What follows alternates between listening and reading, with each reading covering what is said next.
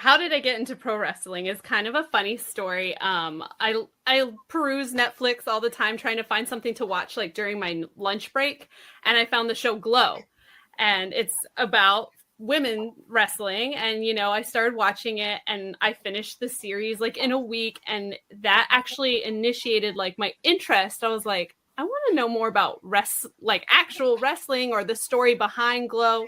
So I watched the documentary about Glow, and then I started watching Dark Side of the Ring. And so I really started more so with like the documentaries about wrestling before I even watched like actual live wrestling. Like, so it was a really weird start and introduction to it, but that's really what got me obsessed was the show Glow.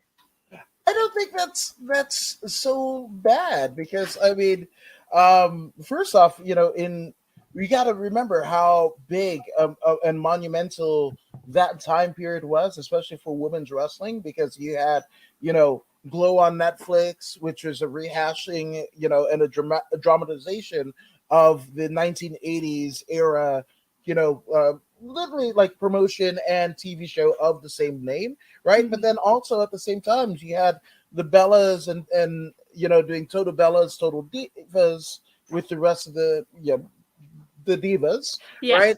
And that to me, because when people were like, "Oh, why are the Bella twins going into the Hall of Fame?" Well, I think in 2020 hindsight, I think they have just as much. I don't know, reasoning for people joining and especially women, females, basically taking into wrestling where that hadn't been before, than like dudes and Hulk Hogan of a different era.